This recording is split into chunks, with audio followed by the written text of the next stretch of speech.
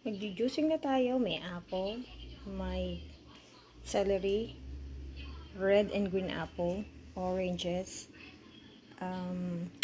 grapefruit, cucumber and zucchini, beetroots, carrots, luya, at saka may ano tawag dito, lime. Ayan. Yan ang ingredients ng ating juice. At kailangan natin ng mga mason jar at syempre juicer. Yun na. See you later. Another day, another gulay. Ito po ang inyong Mami Grace. Magjujuicing tayo ngayon. At tara na. Simulan na natin to. Go, go, go. So, nailagay ko na po yung natapos ko yung apple. Yung apple ay inilagyan natin ng plastic para makulay natin yung apple pulp. Para yun ay gagawin natin. It can be used as apple cider vinegar or you can use as apple cake or something.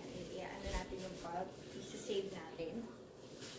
Tapos lagyan ulit natin ng plastic para na masakit. Sa carrots. Well, dito sa Amerika, carrots, whatever, arte, diba? Kainis. Lagay natin yung pulp ng apple. Sayang kasi yan, magagamit yan. Meron pa yung used. Or, pwede na mailagay na lang sa compost. Para sa mga manok, pwede din. So, ito yung gagawin natin. Ito naman yung carrots. So, juice na natin yung apple. Nakita nyo ba? Ayan. Nakikita nyo. Ayan siya. Pwede naman natin siguro ilapit tong camera. Ilapit natin para mas makita nyo. Gusto ko na makita yung ano. Ayan. Ayan, ayan. Ayan siya. Ayan, ayan. Ayan. Ayun. Ayun siya. Ayan. Kita nyo ba?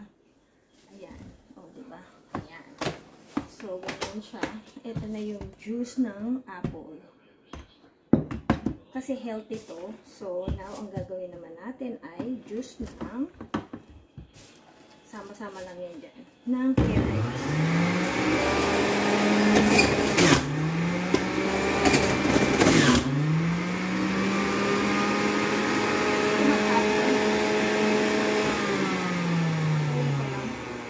Medyo kumakapon siya. Sayang yung juice. Hindi ko alam kung paano ko lalagyan.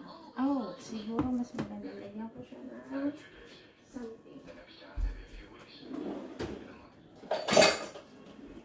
Ito siguro. Para doon. Ayun. Ayun. Good job. Ayun. Tingnan natin kung ano siya. Dapat ganun, no? Hindi ko alam kung saan siya suswak. Tingnan natin kung suswak siya. Pero parang ayaw. Dapat ganun lang yata. Ayan. Kaso, wala siyang nakapitan. You know what? I can do this. Pwede yan. Lagyan natin ng paraan. Lahat ng bagay na gagawin ng paraan. Ayun. May, pak! Yun! Ay, kaya lang baka tumapon din. Ay, naku, baka tumapon din. I was thinking, baka tumapon din siya. Dapat nakaganon, diba? Or, better yet, ito na lang. Ito kasi talaga yung ano niya. Sasalin-salin na lang. Okay, let's try it.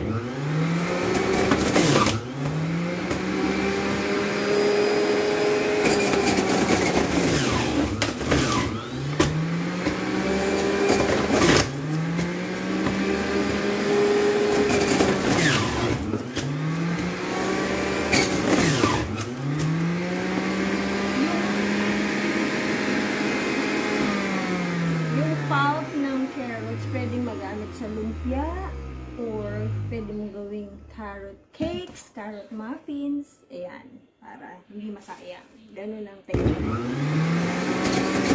Kailangan din na tayo, diba? Para masasayang. Although hindi naman siya masasayang kasi mapupunta siya sa manok or sa compost.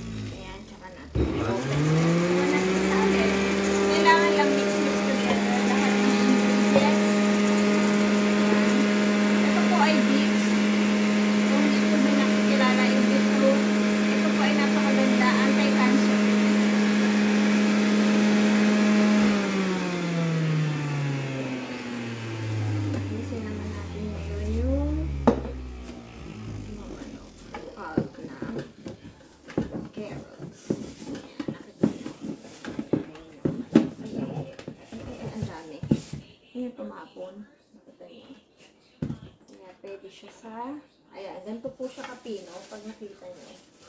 So, pwede siya sa lumpia at gagawin mong carrot cake. Ayan, ganyan siya kapino. So, masarap siya sa carrot cake, carrot muffins. Kakainin na tinapay ay healthy pa rin. Pwede nyo yan samahan ng, sinasamahan ko ng zucchini pulp. Kasi, napaka-ganda din ng zucchini. Pwede kang gumawa ng zucchini bread at zucchini bread with carrot pulp. Ayan, ayan siya. So, alisin ulit natin. I-set aside ulit natin. Lagyan naman natin siya ng iba. Plastic. Ayun, pwede na ngayon natin siyang isama yung iba. Pag sama-samahin kasi hindi ko naman ginagamit yung ibang pulp. Hindi ko pa na-experiment gamitin yung ibang pulp. Ayan siya. Bits or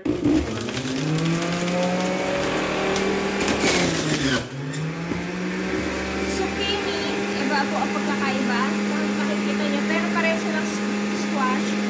Ito ay zucchini. Ito po ang itsura ng zucchini. Ito po ay cucumber. Kaya pareho silang family ng squash.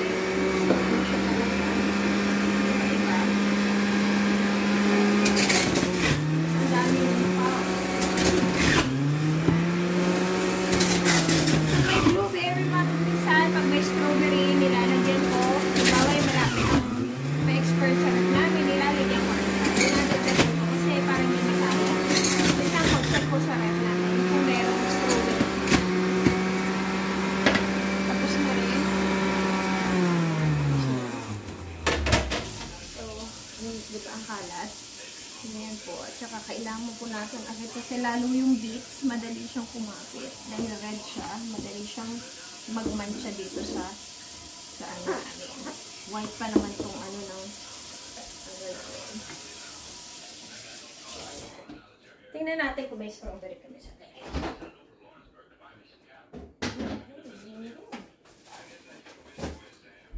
Okay, meron. So, ilalagay ko na rin to kasi para hindi masayang. Ugasan lang natin at alisin natin yung pinaka. Ito. Sayang.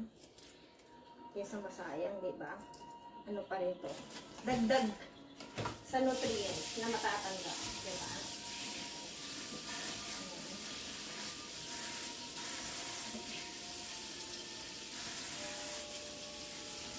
Ayan. Tapos, ilalagay na natin sa mga jar pagkatapos. Ano siya? Finished product na siya. Tapos ipipicture mo na for kung ilan. Ayan na.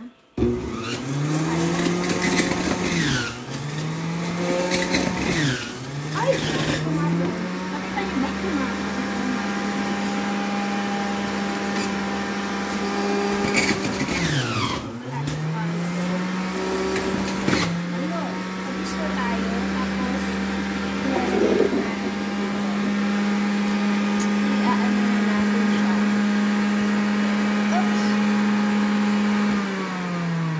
So, ito yung mason jar.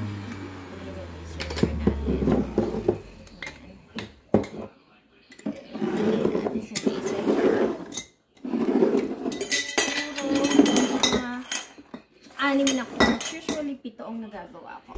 7 or 6 quarts ang nagagawa ko. Ayan. Nalagay natin. Nalagay lang natin dito.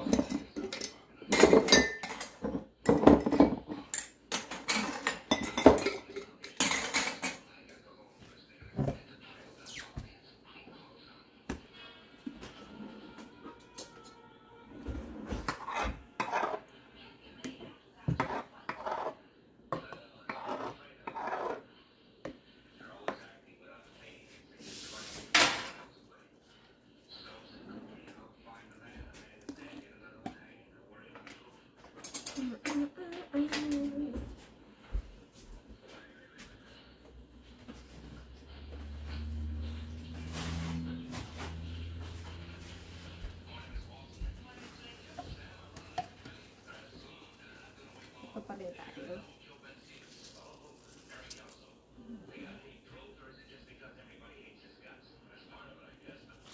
Nililinis ko lang itong kalat ko dito. Kasi pag hindi mo nilinis kaagad, magko-color dito. Mamadya sa aming counter.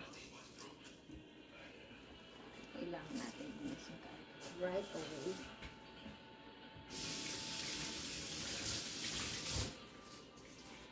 Ano ko kasi nung makalat.